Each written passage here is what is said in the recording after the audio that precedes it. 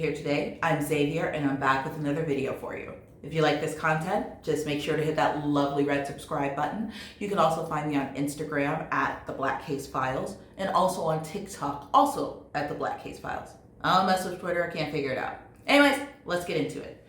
Trigger warnings. The topic we're looking into today is actually going to be a two-parter. The main topic is about Girl X. Again, trigger warning.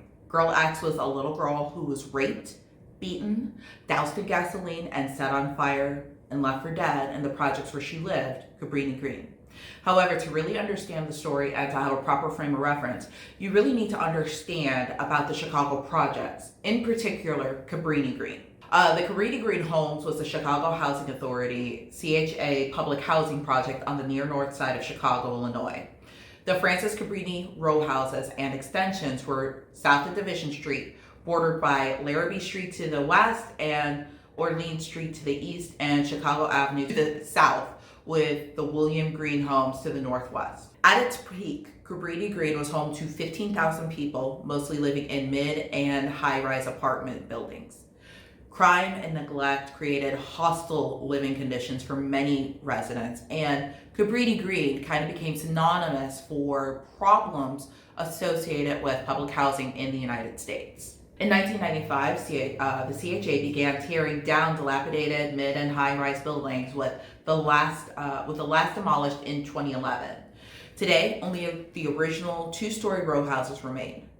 The area has seen major redevelopment due to its proximity to downtown, which is resulting in a combination of upscale high-rises and townhomes, with some units being CHA-owned, which is creating a mixed-income neighborhood.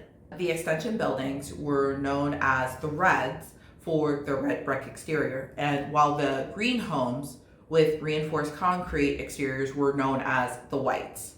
According to the CHA, the early residents of the Cabrini row houses were predominantly of Italian ancestry. However, by 1962, a majority of the residents in the completed complex were Black. Cabrini Green was composed of 10 sections built over a 20-year period.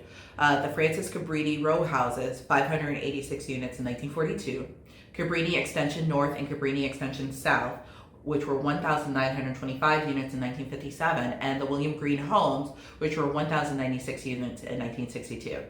However, as of May 3rd, 2011, all the high-rise buildings have been demolished, and 150 of the dilapidated Francis Cabrini row homes, which are south of Oak Street, north of Chicago Avenue, west of Hudson Avenue, and east of Cambridge Street, have been renovated and they remain inhabited. All right, timeline. Let's just go all the way back to 1850. In 1850, shanties were first built on the low-lying banks along the Chicago River, and the population was predominantly Swedish, then Irish. The area acquires the Little Hell nickname due to a nearby gas refinery, which produced shooting pillars of flame and various noxious fumes. By the 20th century, it was known as Little Sicily due to the large number of Sicilian immigrants. In 1929, Harry Zorbo wrote The Gold Coast and the Slum, a sociological study of Chicago's near north side, contrasting widely varying social mores of the wealthy Gold Coast, the poor Little Sicily, and the transitional area in between.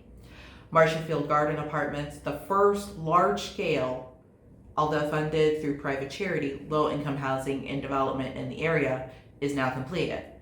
In 1942, Francis Cabrini homes, which were two-story row homes, were created by architects Holzman, Burmeister, is completed.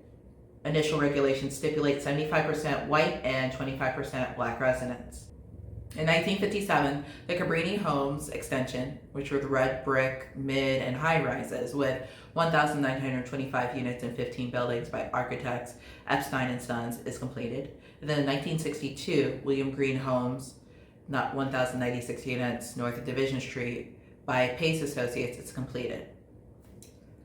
Named for William Green, the longtime resident of the American Federation of Labor.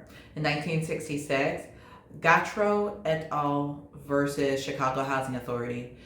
This was a lawsuit alleging that Chicago's public housing program was conceived and executed in a racially discriminatory manner, and that perpetrated racial segregation within neighborhoods, and this is filed. The CHA is found liable in 1969, and a consent decree with HUD, the Housing Urban, entered in 1981. On February 8th, 1974, the television show Good Times was set in the Cabrini Green project, but the project was never actually referred to as the Cabrini Green on camera, but it did feature shots of the complex in the opening and closing credits, which I'm showing here. It debuts on CBS and runs for 6 seasons. However, in March,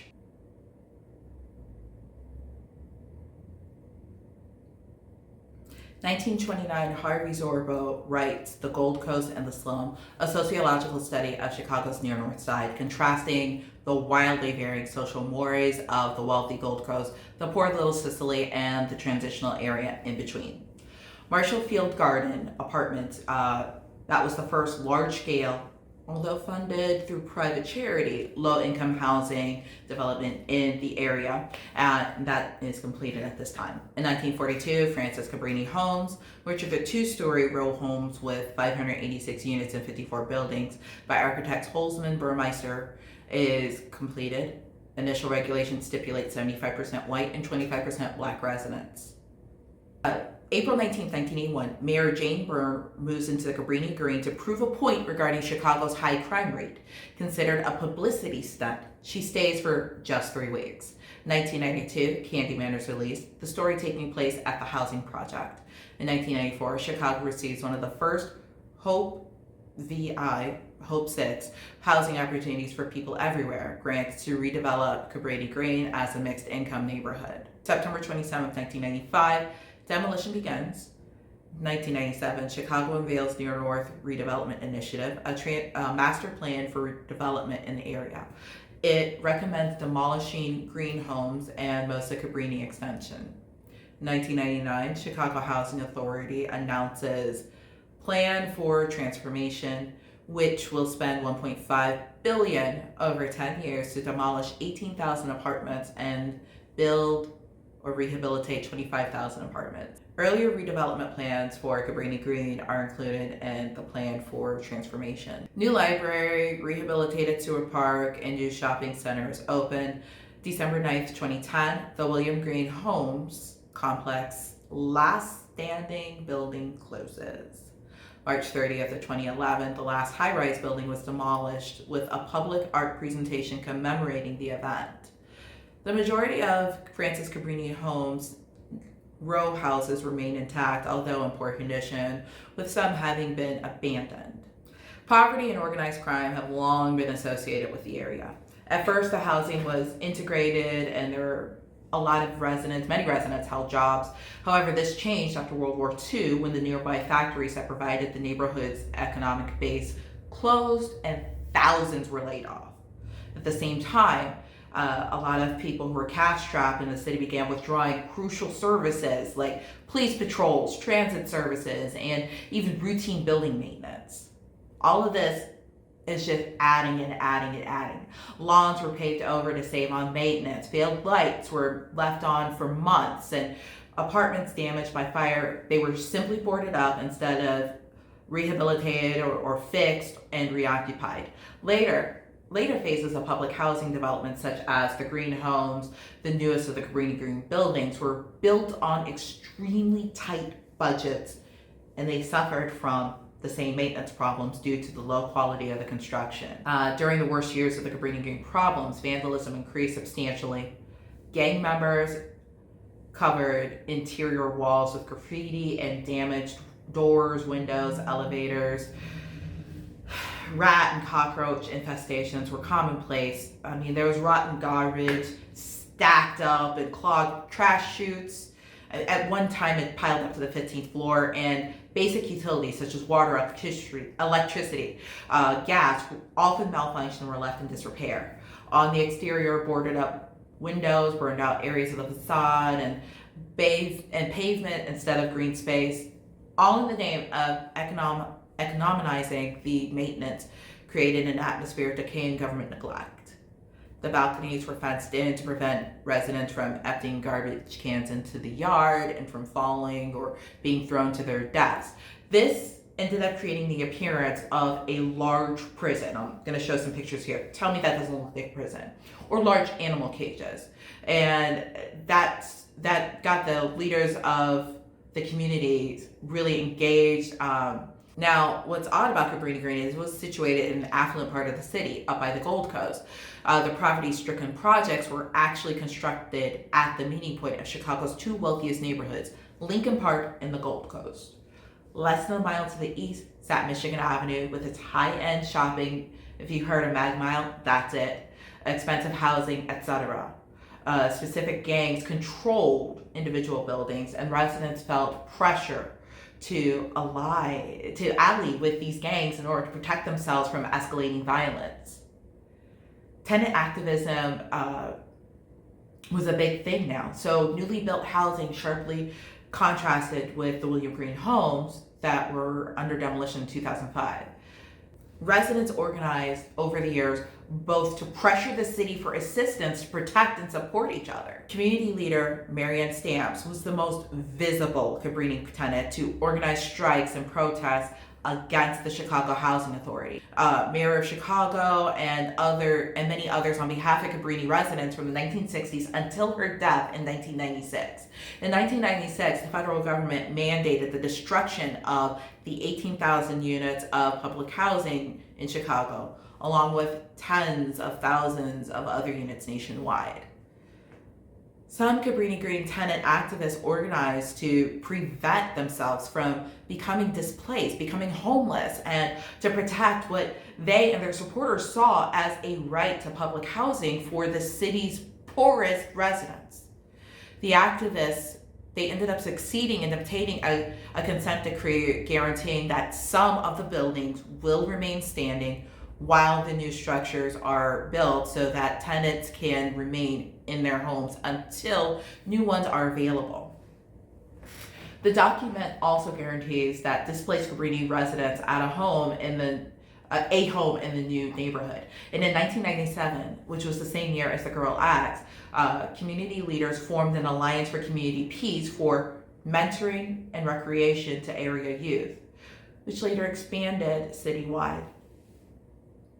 In 2001, a tenants group sued the CHA over relocation plans for displaced residents of Cabrini Green under the city's plan for transformation, a $1.4 billion blueprint for public housing renewal. Richard Wheelock, an attorney representing the tenants, said the authority's demolition program had outpaced its reconstruction program, thus leaving families with their own responsibilities to find options beyond equally dangerous and segregated areas elsewhere in the city, or simply to become homeless. Demolition of Cabrini Extension was completed in 2002. Part of the site was added to Seward Park and the construction of new mixed-income housing on the remainder of the site. That began in 2006. Subsidized development of mixed-income housing on vacant or underused parcels or underused land adjacent to Cabrini Green included along abandoned Oscar Mayer Sausage Factory, the former headquarters of Montgomery Ward, and a senior housing project named Orchard Park, which began in 1984. Now, the new market rate housing almost completely surrounds the remaining public housing. Cabrini Green once housed 15,000 residents. New housing built on the 70-acre Cabrini Green site will include 30% public housing replacement homes and 20% workforce affordable housing, while many adjacent developments, which are all targeted at luxury buyers, so the high rises include 20% affordable housing, have targeted as public housing replacement with a goal of 505 replacement units built off-site. In February 2006, a unique partnership between the CHA, Holston Kimball Hill Urban Centers, and the Cabrini Green LAC Community Development Corporation began a 790-unit, $250 million redevelopment of the 18 acres of Cabrini Green extension site, which is to be called Parkside at Old Town. Plans completed the demolition of green homes in 2011, while the majority of Cabrini's dilapidated row houses are abandoned and they're slated for demolition in future redevelopment. The plan for transformation's relocation process was a subject of a lawsuit in Wallace versus Chicago Housing Authority, which alleged that many residents were hastily forced into substandard temporary housing in other slums, did not receive promised social services during or after the move, and were often denied the promised opportunity to return to the redeveloped site. The lawsuit was settled in June of 2006, and the parties agreed to two relocation programs for the current and former CHA residents. CHA's current relocation program, encouraging moves to racially integrated areas of metropolitan Chicago and providing for case-managed social services, would be applied to families initially moving from public housing. And number two, an agreed-upon modified program run by CHA Voucher Administrator, CHAC Inc., would encourage former CHA residents to relocate to economically and racially integrated communities, as well as give them increased access to social services. Some former CHA residents have moved out of Chicago to nearby south suburbs such as Harvey or other housing developments in nearby cities. New residents have successfully moved into CHA replacement homes, replacement housing, and to date, residents of the mixed income developments have reported fewer crime-related problems. Now, the last two families in Cabrini Green were forced out by a federal judge's decree on December 1st, 2010. Crime has dramatically decreased as the area's population has shifted. So, in the first half of 2006, only one murder occurred. Only one murder. Demolition of Cabrini Green continued slowly and was completed in 2011. Now, the plaintiffs in Wallace and others allege that CHA's hasty removal of residents has exacerbated socioeconomic and racial segregation, homelessness, and other social ills that the plan for transformation aimed to address by forcing residents to less visible but still impoverished neighborhoods, largely on the south and west sides of the city. Though Chicago, has a lot of public housing projects, including the Robert Taylor Homes and Stateway Gardens on the south side, and Rockwell Gardens and Henry Horner Homes on the west side, Cabrini Green's name and its problems were probably the most publicized, especially beyond Chicago. So Cabrini Green often gained press coverage for the New Year's Eve celebration where people would shoot guns into the air. It wasn't just gang members. A lot of people shot guns into the air, causing police to block off a lot of streets every year. Several infamous incidents contribute to Cabrini Green's reputation. An unanticipated result of the steel fencing that I talked about earlier to secure the open gangways at Cabrini Green was that it became difficult for Chicago police officers to see through the metal mesh from the outside. So on July 17th of Anthony Rosado and Sergeant James Severin were shot and killed by gang members while patrolling community housing for an all-volunteer walk and talk project. As the officers proceeded across the Cabrini Green baseball field, the assailants opened fire from an apartment window. The purpose of the shootings was to seal a pact between two rival gangs. Both officers were killed in the attack. 3 adults, 1 child were later charged with murder. The 2 shooters were sentenced to 100 to 199 years in prison for 2 counts of murder. And then in 1981, the gang killings of 11 made national attention. In March of 1981, in an effort to demonstrate a commitment to making the complex safer, then Chicago Mayor, which I talked about earlier, Mayor Jane Burr moved into a 4th floor apartment on the 1160 North Sedgwick Street building with her husband. Backed by a number of police officers and a substantial personal bodyguard presence, she stayed for only 3 weeks. And this incident contributed to the public perception of Cabrini Green as the worst of the worst of the worst of public housing. As a security measure, the rear entryway of the unit Burn stayed in was welded shut, Now, this had the impact of creating a fortification for gang members when Byrne left, and they ended up using that. Many other gangs occupied this technique in other units. So, moving on to October 13th of 1992. 7-year-old Gautreaux Davis, shown here, was shot in the head and killed by a sniper's stray bullet while walking to Jenner Elementary School with his mother. Now, that brings us to the story of Girl X. On January 9th, 1997, 9-year-old Girl X was raped, poisoned, and strangled in a stairwell of the 1121 North Larrabee Street building, leaving her permanently blind, paralyzed, and mute due to brain damage. We'll go more into her story in the next part. Thanks for watching, friends. I'll see you next time with another Black Case File. Again, I try to upload 3 to 4 times per week, so make sure to follow the Black Case Files on Instagram to see what will be uploaded next. See you next time. Bye.